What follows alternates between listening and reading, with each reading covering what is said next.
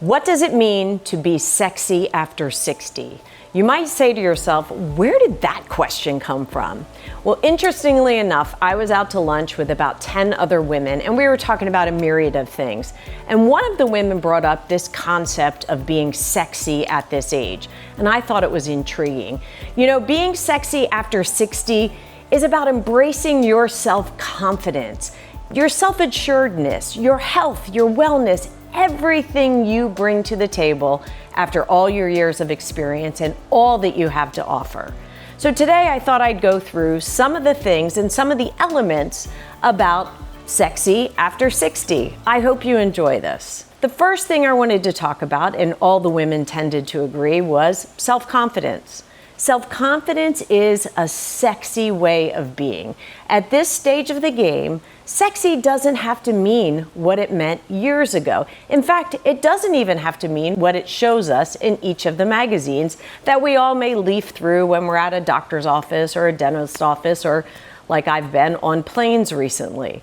You know, sexy self-confidence is something that you have. It's something you can own. It's something you have built over all the years. The second thing these ladies and I talked about was physical health and fitness. Now is the time, ladies, to get your act together, to no longer use time as the element of, I don't have time for exercise, for yoga, for walking, for skipping rope, for gardening, for whatever your pleasures are. Mine happens to be a CrossFit gym here on Marco Island and one also in Ocean City, New Jersey. Why is that for me? The class is upbeat. I'm doing things for my physical wellness. I'm building my community. I'm loving the people I'm with. And by the way, the music is pretty good. Staying active, whether you're walking, doing yoga, dancing, or strength training, keeps your body in good shape, and it helps with your endorphins. That brings us back to number one, helping you with your self-confidence, enhancing your vitality. So that's the second thing. The third thing, and this is a big one, and this was a huge one for me after I retired. I wore the same black Ann Taylor suit with the same myriad of shirts underneath it for years. Kind of dumpy, kind of frumpy. This next point, personal style, is one you should really think about. Think about going through your closet and getting rid of all of those tunic type tops or the dresses that don't really fit anymore. And move your personal style to how it feels good for you. Use your personality in your style. I happen to wear a lot of black. So my youngest of my sons was getting married, and he said I could wear any color under the sun except black. And I went out and bought the most beautiful raspberry colored one-shoulder dress that I fell in love with. But you know what? I never would have had the courage to wear that, probably in my 50s or maybe even late 50s. But once I'm turning 60, I figure all color is for me. The next point, the fourth point, is self-care. Now, as you guys may know, I am the mother of a blended family of 6 kids. I worked at a Fortune 200 company and worked a lot. I did all the sports, I did all the teacher conferences, I did all the silly track meets, and for those of you who have ever been to a track meet, they take forever.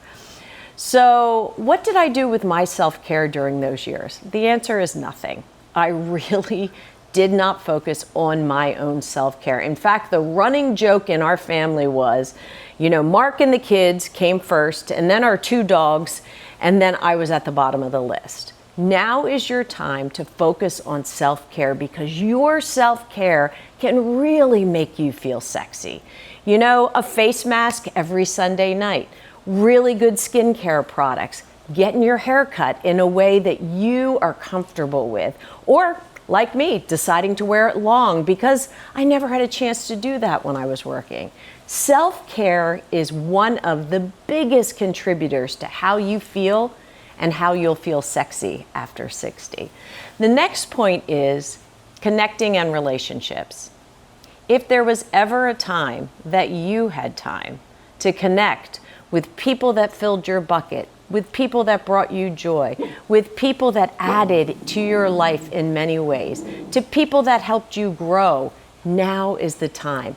Building strong and loving relationships, whether they're with a partner or a group of friends or a community, I would say now is the time to do that. And those people will build you up and give you that internal confidence to feel sexy. The next point is a tough one, your attitude towards aging. Are you embracing your attitude towards aging? I would hope the answer is yes. You know, don't fear the aging process. I was with this group of ladies and we were all talking about birthdays and big birthdays and small birthdays, and do you even still celebrate birthdays? I celebrate every birthday, and if you ask my family, I'm a huge birthday person. So at the end of the day, what is your attitude towards aging? Because that can affect how you feel and can inhibit you from feeling sexy after 60. The next one is laughter and playfulness. Now, I'll be honest with you, in a Fortune 200 financial services company, I'm not sure that I laughed a lot. I tried really hard with my teams, and if any of them are watching, I'm sure they could come up with some pretty hysterical scenarios where we all laughed a lot. But laughter and playfulness kind of got away from me during my corporate years. I am working so hard to bring that back because that is an element that makes me feel happy, joyous, sexy, confident, and connected. You know, that laughter and playfulness, don't disregard that. So let's talk about a little tough nut. And the ladies that I was out to lunch with and I spent a little bit of time just talking about sexuality. I grew up in a family where we didn't talk about sexuality much. We didn't talk about sex. My mom did the birds and the bees like as quick as you could get through it. And then the rest of it was for us to figure out. And I don't know if you guys are the same as me, but you go through life thinking you know what you like, thinking you know what to do, thinking that the expectations that the world puts on you are ones you need to own. Now, sexy after 60, I think it's time to explore your own sexuality. Explain what your own desires are and own it moving forward. The next one is, are you living with purpose and passion? There's nothing sexier, male or female, after the age of 60 than meeting someone who says, I know what I want to do, I know how to do it, and it is my purpose. It is my passion. And you watch how that fills them up. You've met those people. So do you have that in your life? I know it's hard to think, how do we move from that old paradigm of sexy, you know, with low-cut tops or backless dresses or, you know, hair done to the nines, you know, or negligees, whatever your thing was, to where you are today. But here are some critical steps that I think that you can embrace to find a path forward into sexy after 60. The first one is shift your mindset. Shift your mindset and determine for yourself what makes you feel, what makes you act, what makes you sense, what makes you want to be sexy. And once you shift your mindset and reject your old paradigms, you're on your way.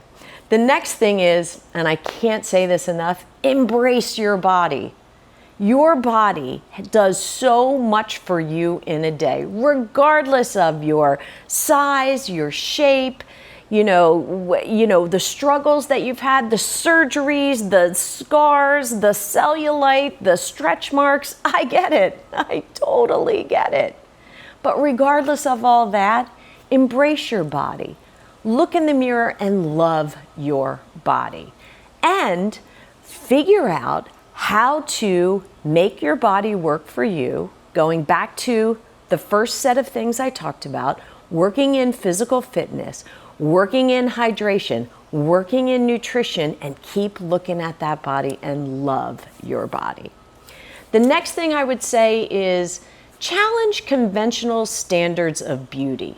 Really redefine beauty for yourself. I know when I was working, you know, and I would get up in the morning, and this would be 7 days a week, you guys. So it didn't matter if I was going to the office or at home, going to a soccer game.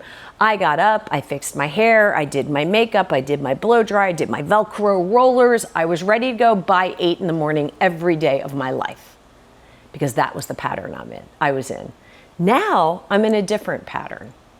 You know, there are some days I think, you know what, a ponytail's okay. Or a chip clip in the back of my hair is probably fine. Or a baseball hat actually works for me today. And I still feel good about it because I am actually redefining who I am and what I consider beautiful for myself. Really important part.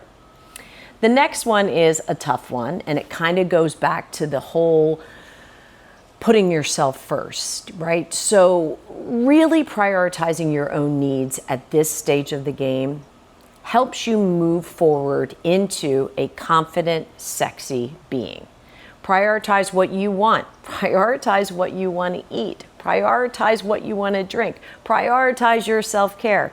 I'll give you a funny story. Mark is a fantastic cook, and he would make big plates of food. And I always felt, well, he cooked, and he would plate the plates. And I was eating these man-sized portions of food until one day I had the courage to say to him, I'll make my own plate. I started making smaller plates. And I said to him, please don't get offended. I think your food is fantastic, but I need to prioritize my needs, and I can't eat a man-sized plate of food. It just doesn't work for me anymore. The next one is one that's difficult, especially in the era of social media and just the era of being a woman in today's world, and that is letting go of fear and judgment. I really don't spend a lot of time wondering what people think of me. Unless it's my children or maybe a close personal friend, or certainly Mark, you know, where we have discussions because I can be a little Italian and explosive in my reactions. But, you know, I really don't care what people think of me. I know who I am. I know what I've accomplished. I know where I'm going. I know how to be happy. I know how to spread joy. So really letting go of that fear and judgment is a big move towards being sexy after 60. The last couple, we talked about style. I really would encourage you to cultivate your sense of style. What does it mean? Do you need to bring color into your world? Do you need to bring, you know, more tailored fit clothing? Do you need to bring in new styles that are maybe basics and not fads and trends? I know when I was working, I would move along the fads and trend styles sometimes, and I would always regret it. I don't do it anymore. I'm pretty basic with my wardrobe, but I'm comfortable with it, and it makes me feel good. You know what it's like when you put on a dress and you say, this is it. This one feels great. You need to make sure you have those elements in your wardrobe. The last one I can't stress enough, and I know we talked about it earlier, but you have to remain physically active. You have to celebrate your age and your physicality. And again, that could be walking, that could be yoga, that could be dance classes, that could be bar classes, that could be Pilates, that could be in-home gym.